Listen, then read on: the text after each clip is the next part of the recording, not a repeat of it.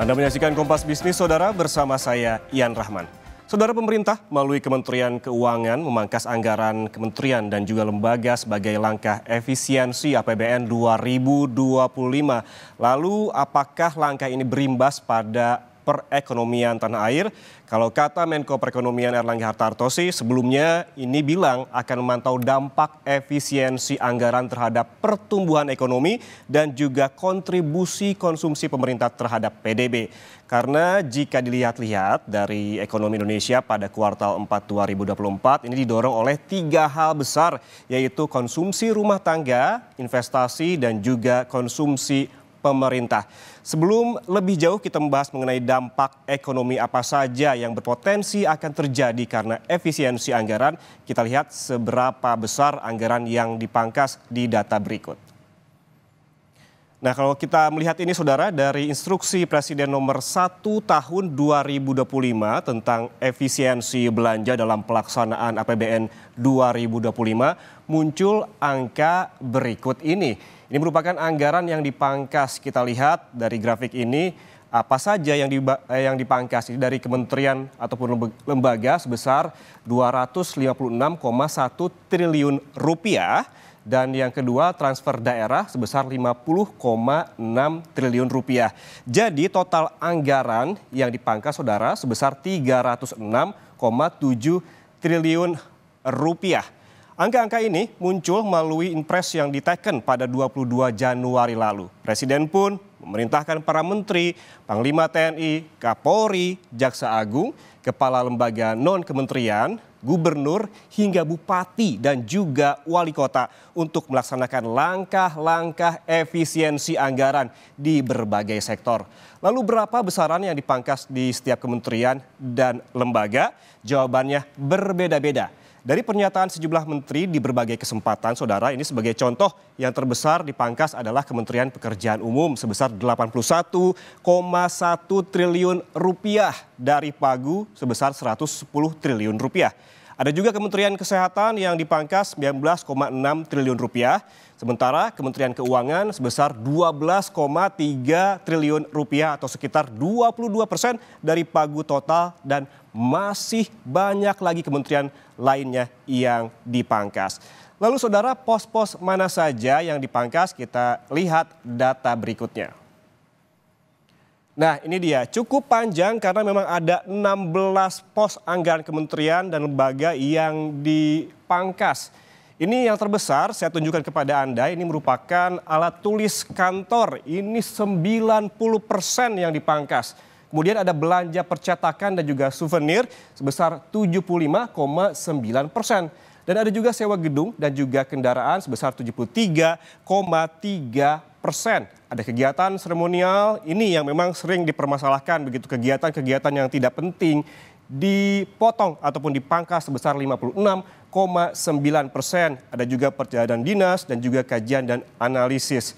Ada juga rapat-rapat dan juga seminar yang turut dipangkas, ada honor output kegiatan, ada pengadaan peralatan, hingga ke pemeliharaan yang dipangkas dari anggaran ataupun pos-pos yang dipangkas.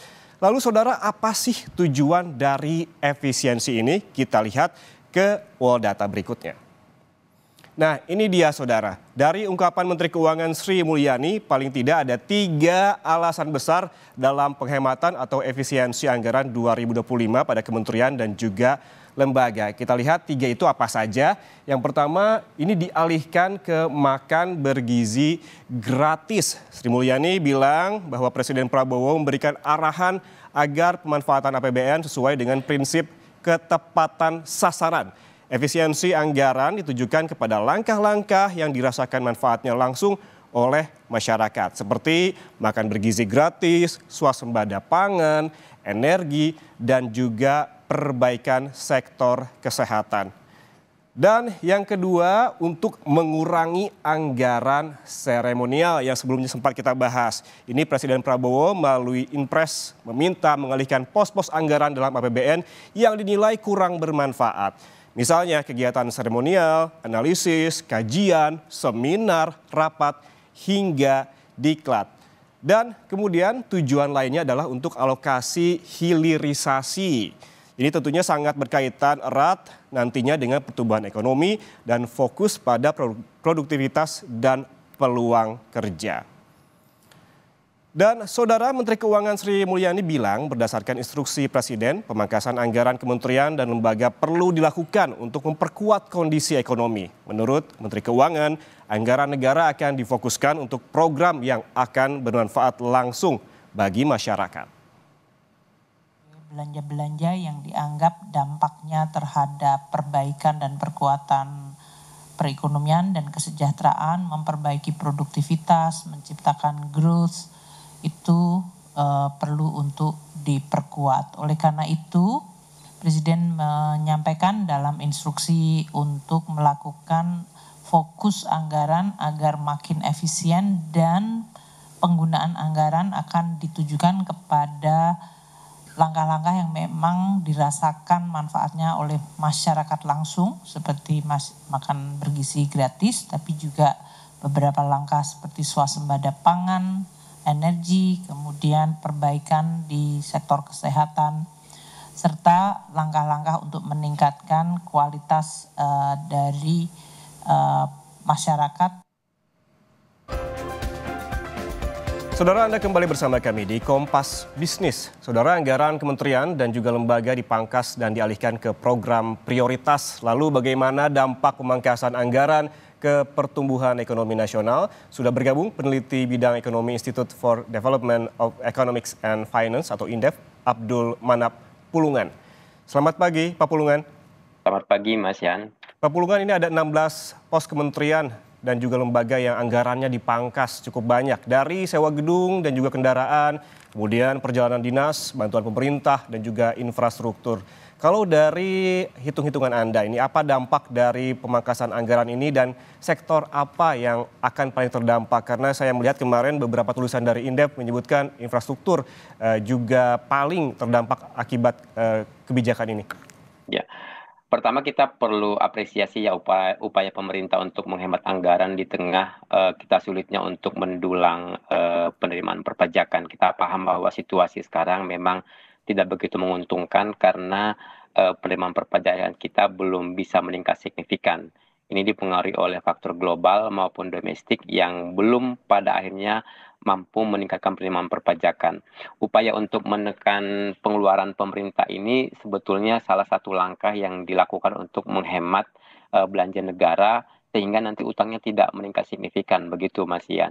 Tapi memang ketika kita berbicara penghematan, kita juga harus memilah-milah kira-kira yang dihemat itu yang mana, gitu ya. Jangan semua dipukul rata.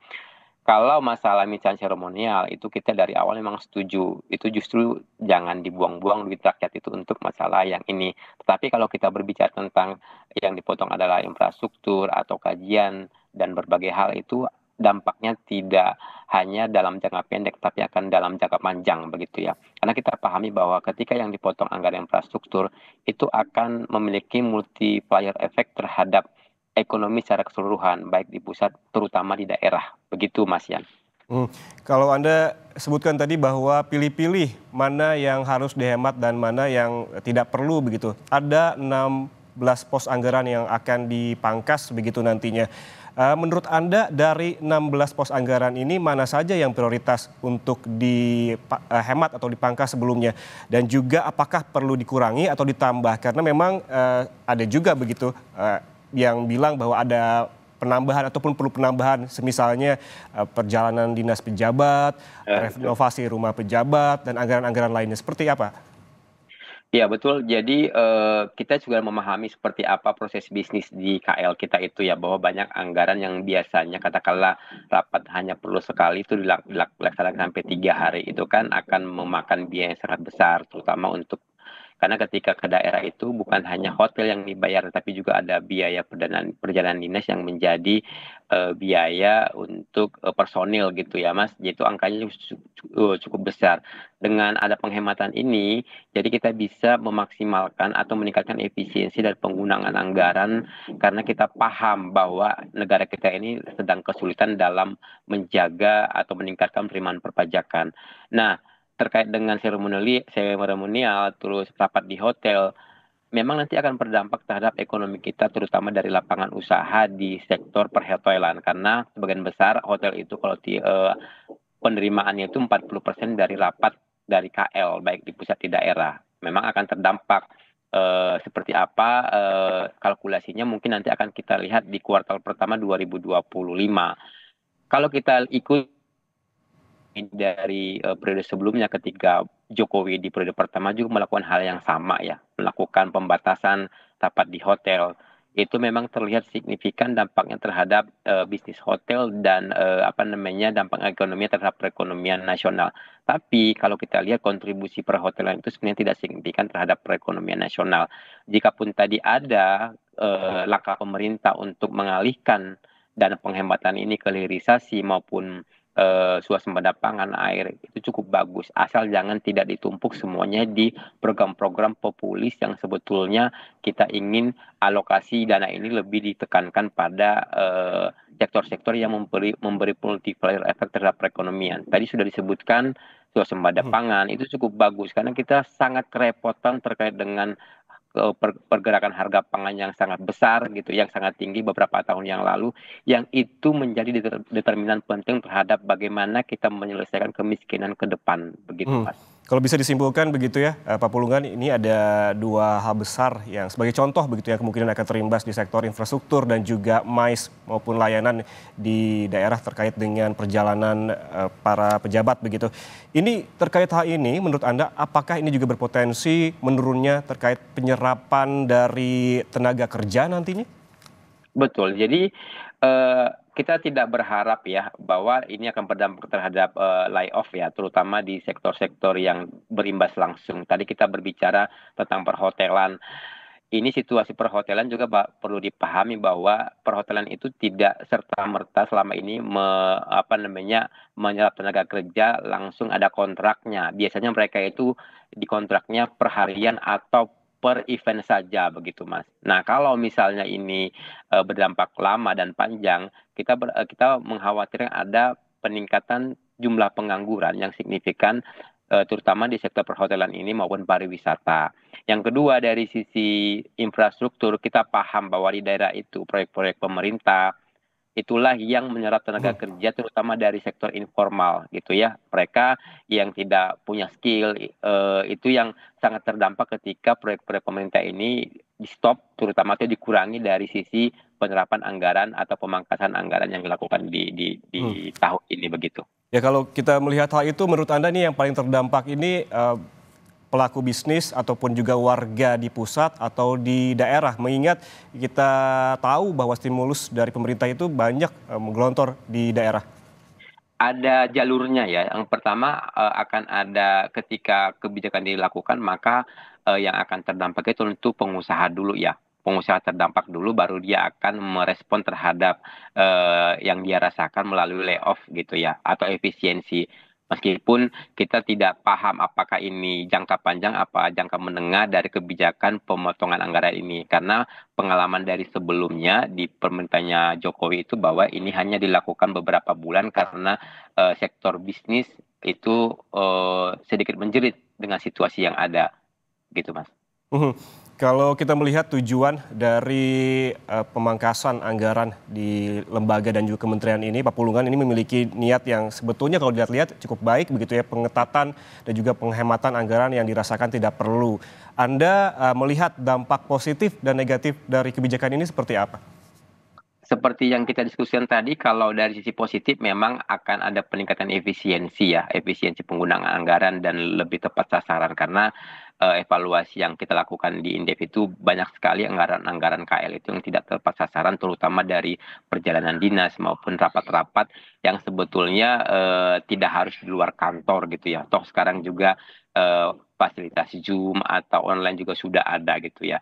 Nah, dengan adanya penghematan ini, kita juga ingin memberikan narasi yang baik bagi pelaku bisnis di Indonesia bahwa kita sih sudah melakukan penghematan nih, perbaikan di berbagai hal agar nanti efisiensi dari pelaksanaan pekerjaan, perbaikan iklim usaha itu lebih dapat ditingkatkan. Nah, dari sisi negatif memang tadi pada akhirnya akan mempengaruhi bisnis maupun ekonomi ke depan. Tetapi kalau kita hitung-hitung gitu ya Mas, ini kan angkanya tidak lebih dari 10% dari APBN kita sebetulnya, gitu ya, itu sekitar 8%. Nah, kalau pemerintah bisa menutup penghematan ini melalui peningkatan investasi gitu ya, saya pikir itu tidak akan berdampak signifikan terhadap ekonomi nasional. Syaratnya itu, jadi pada saat dipotong 8%, sekitar 300 triliun, berarti pemerintah bertugas untuk menambal kekurangan itu lewat investasi. Kalau investasinya bisa ditutup, bisa lebih tinggi lagi, itu justru akan bisa mendapatkan stimulus lebih besar dibandingkan kita harus berpikir-pikir kenapa ini dilakukan penghematan, apa dilakukan pemotongan anggaran. Tapi kalau pemerintah bisa memacu anggarannya atau lewat investasi itu justru bagus. Karena kemarin kan ketika kita mengamati Presiden Prabowo itu udah melawat ke beberapa negara gitu ya. Nah, dengan itu kita berharap ada komitmen investasi yang direalisasi menjadi investasi. Sehingga Hmm. kita bolong atau memotong di anggaran pemerintah bisa ditambal dengan peningkatan realisasi investasi. Hmm. Begitu Mas. Kalau kita melihat soal investasi nih Pak Pulungan, sebenarnya daya saing Indonesia terkait dengan investasi apabila memang kita harus mengoptimalkannya begitu, seperti apa? Kemarin ada pelambatan di pertumbuhan ekonomi kita di 2024 secara year on year begitu dibandingkan 2023. Kemudian kalau di bursa efek ataupun di saham begitu banyak sekali penjualan asing sehingga bisa disimpulkan investor asing juga tidak begitu banyak yang mempercayakan uangnya di Indonesia. Seperti apa? Ya, betul. Jadi memang kalau kita lihat dalam beberapa bulan terakhir memang situasinya kurang menguntungkan. Itu bukan saja di lama Indonesia tapi secara global gitu ya. Nah, karena memang ada kebijakan Trump atau faktor-faktor lainnya. Di dalam negeri memang kita melihat masalah ICOR itu apa namanya efisiensi investasi masih sangat buruk di Indonesia. Inilah yang menjadi PR ke depan mumpung pemerintah Prabowo masih di awal pemerintahan. Jadi ya itu harus diperbaiki efisiensi, mulai dari birokrasi. Tadi makanya kita berbicara ketika ada pemotongan anggaran ini ya harusnya birokrasinya bisa lebih bekerja lebih cepat gitu ya, yang bisa menjadi insentif bagi mereka untuk mendorong agar perbaikan itu dilakukan begitu ya. Jangan sampai gara-gara pemotongan anggaran ini justru pelayanan semakin memburuk. Itu nanti akan berat bagi kita untuk menarik investasi. Karena sekarang yang butuh investasi itu bukan hanya Indonesia, dan Indonesia itu bukan menjadi salah satu favorit gitu ya. Justru saingan kita sangat banyak, ada Vietnam gitu ya, Vietnam atau beberapa negara yang ekonomi lagi rising Baik, nih, dan mereka itu lebih lebih lebih memiliki daya saing dibanding kita secara baik. secara keseluruhan begitu. Pak Pulungan, kalau kita tarik lagi ke dalam negeri terkait dengan investasi dan juga peran swasta di Indonesia begitu, ada yang menarik kemarin yang diucapkan oleh Presiden Prabowo Subianto terkait ini infrastruktur ya, terkait dengan memberikan peran lebih besar kepada swasta dalam pembangunan infrastruktur. Apakah ini menjadi katalis positif dalam pemangkasan anggaran menurut Anda? Memang selama ini juga yang berperan terhadap pembangunan infrastruktur juga memang swasta, karena kan pemerintah duitnya terbatas ya Mas Yan ya. Karena kalau misalnya infrastruktur itu digenjot oleh pemerintah, itu juga nanti akan sulit. Karena kalau kita lihat dari anggaran modal pemerintah itu belanja modal trennya menurun signifikan. Makanya perlu ada apa namanya keterlibatan swasta dalam mendukung pembangunan infrastruktur. Poin saya adalah pembangunan infrastruktur itu bukan hanya membangun ya, membangun fisik, tapi perlu ada dampaknya atau dia memberi dampak signifikan terhadap pergerakan ekonomi di daerah. Karena begini, banyak infrastruktur yang dibangun ternyata tidak dibutuhkan daerah. Misalnya beberapa bandara gitu ya, dibangun cuma dipakai sekali, tiba-tiba nggak dipakai lagi. Itu sayang sekali kan. Padahal sudah banyak komitmen-komitmen dan biaya yang harus dikeluarkan pemerintah untuk meyakinkan investor.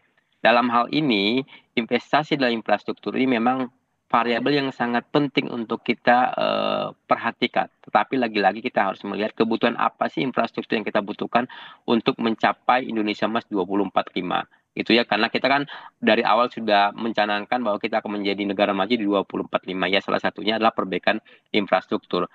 Anggaran pemerintah tidak cukup untuk itu, makanya kita mengharapkan masuknya swasta dengan memperbaiki berbagai hal, terutama di apa namanya di bagian-bagian yang terkait dengan memulai bisnis, jangan dipersulit karena kalau prosedur mereka memiliki pilihan yang banyak, negara yang lain yang bisa menawarkan peluang-peluang yang lebih Oke. tinggi dibandingkan kita.